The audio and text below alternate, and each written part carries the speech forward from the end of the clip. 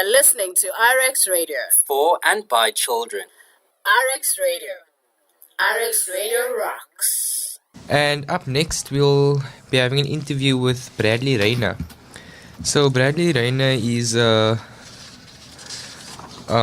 Instead of Bradley Rayner, a volunteer of the Hemophilia Foundation. He has been the national chairman for more than a decade. He has hemophilia severe, which is less than 1%, and is also a volunteer for the World Federation of Haemophilia, who strive to improve education and knowledge and remove barriers to receive treatment no matter where people live or social circumstances. Bradley is married with 3 children. His daughter is a carrier and his 2 sons are not affected. So Bradley, how are you feeling today? I'm well, and I'm happy to be here, and good morning to all your listeners. Thank you. So, what is hemophilia about in a nutshell? Because I understand it's a... Yeah, so the easiest way to explain this is if you think of, a tap that leaks, so in terms of your blood clotting or blood cascade, so when you cut yourself, people bleed, they get a clot, and that stops the bleeding. However, with hemophilia, that bleeding doesn't stop. And it's really a very simple thing to treat, and it's just a clotting protein that's missing. So again, if you think of a puzzle, there's one of the pieces of that puzzle that's missing, and we need to replace that to be able to correct hemophilia. So, would you say a person suffering from hemophilia can live just the same as everyone else? Yeah, I mean, in the early days, even before I was born, the average age was 19. So many people died at a young age. But with the way treatment has advanced, you're an example, you're 16, 17 already. I'm 53. Mm-hmm. I've got a family. I've made a life. I received an education, and with that, I travel the world. I'm lucky, and there are many people like me. But just like before I was born, there are many people still suffering the same way as if there is not treatment today.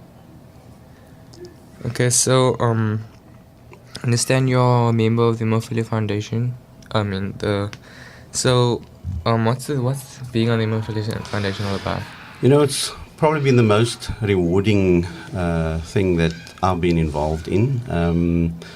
So the Hemophilia Foundation was started by parents in the 1960s, and they formed together to try and make a difference for their children and to try and influence the environment and advocate for improved health care.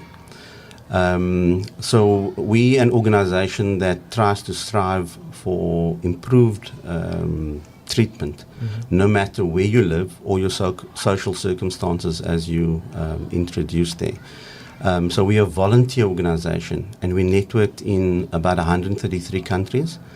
And South Africa does a lot for international community.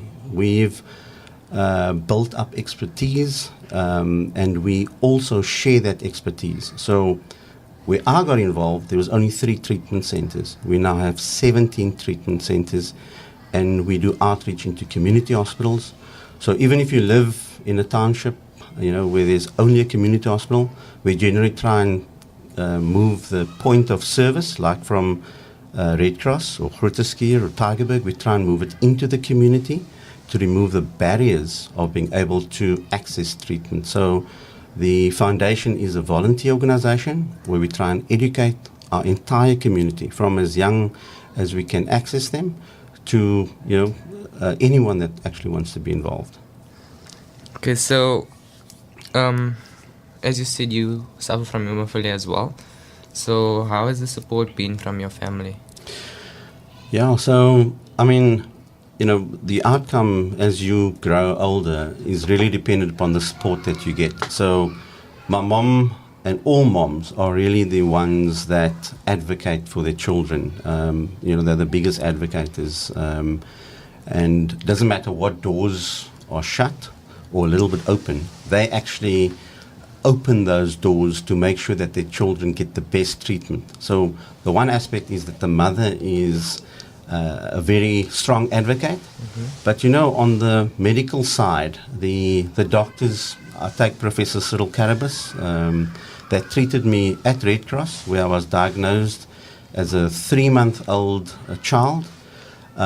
He's been a mentor, but not only to people like myself, obviously to the other medical community. And I mean, he's still, you know, as frail as he is now, he's still really committed to volunteering.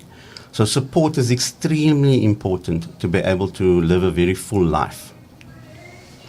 Okay, so I understand World Hemophilia Day is coming up. How does the organization raise awareness? Yeah, so we have a theme every year, and this year the theme is sharing knowledge makes us stronger. So that theme is accepted by all the non-governmental organizations or volunteer organizations. We call them non-member organizations, NMOs. So we all, go under that umbrella as part of the WFH. And we try and create awareness. So 17 April is World Hemophilia Day, but in South Africa we celebrate the whole month of April.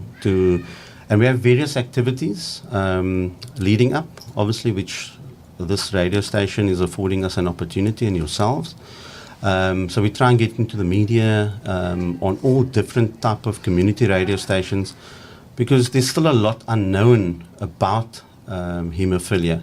And again, especially in those disadvantaged areas where, you know, poverty or bread on the table or food on the table is the bigger issue. And because we've got treatment, is if we can create the awareness and overcome social, economic, and sometimes cultural barriers, we can obviously give that child a much better outcome. And so that's really, you know, what we try and do in terms of awareness and World Hemophilia Day. Okay, so I understand that you've had a few workshops going with the younger guys also suffering from hemophilia. So what do you hope to achieve? So that's quite a very important aspect of the organization. So as part of our strategic plan, we've got 5 goals: organizational development, treatment, rural, government, and advocacy and awareness. So as part of organizational development, we need to look at young people that can carry the organizations. Us grey-haired guys, you know, need to hand the baton over. So we wrote when we attained some international sponsorship, and it was initially sponsored for 8 young people, but we've got 13 because we've reduced our costs and we've changed it slightly in the way to use our funds. So we've got 13, and as you know, you're one of them, and you're the youngest. And not only when the funder visited us in September when we had our first meeting or workshop, but he was so taken back by the progress from the Friday to the Saturday when you guys were presenting your strategic goals, that he actually kicked off a week program in Cairo for some of the African countries, and South Africa will send 3 people from that group. And so the 13th to 15th of April, we have a second meeting where we hope to progress what we started. And the idea is to build up young people to take the organization forward and to understand the values and the principles and the objectives of the foundation so that it continues to make a difference for others as well. Okay, so as you mentioned, the World Federation of Haemophilia, the aims are to get better treatment and things like that. So how does this improve education and treatment? Yeah, so maybe a little bit about the World Hemophilia, World Federation of Haemophilia. It was started by a doctor who himself was a hemophiliac, and the head office is in Canada.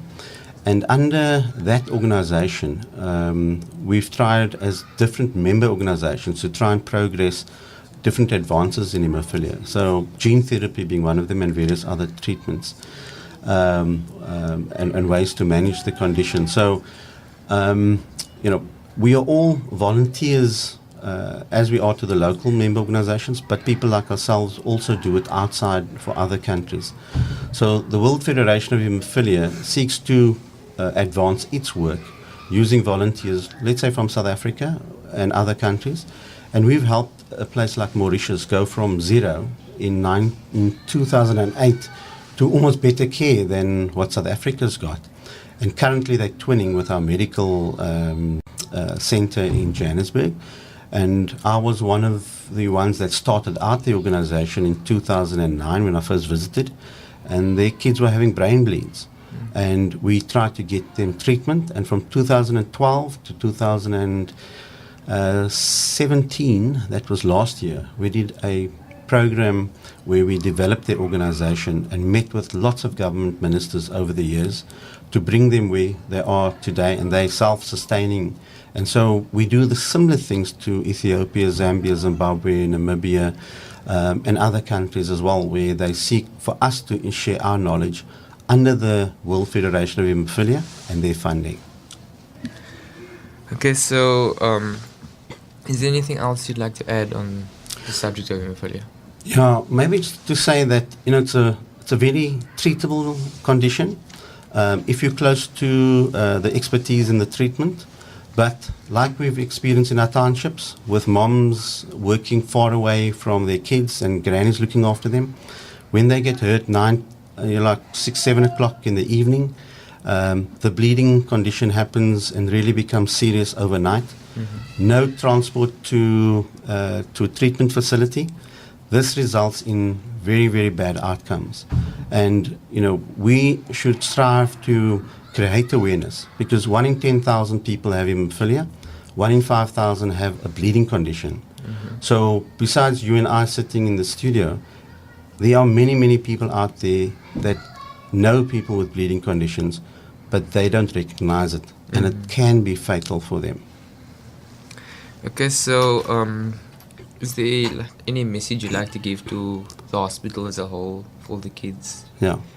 So obviously I've had, at Red Cross, it's been a place where I've really been happy. Growing up as a child, had lots of fun here. And to thank all the professional staff, and also to all the children that's being treated here at this facility, to say, you're at one of the world's greatest places for children. I'm testament to that. But I know many of the medical staff here, they are really gifted people, and their hearts are in the right place to make a difference to all their patients that come through here. And to the administrators and the health officials, to say, do all in your power to ensure that you can provide the resources for these healthcare professionals to give the best care for our communities, especially the ones that are really, really suffering. Okay, thank you, Bradley, for a wonderful interview. Guys, so there you have it from the chairperson of the Hemophilia Foundation. So I'd urge you guys to, if you'd like to know more about hemophilia, to visit www.hemophilia.org.za. And if you guys could interact with us through Twitter at RxRadioSA, Facebook RxRadioSA, Instagram at RxRadioSA, and the WhatsApp line is 060 621 8048.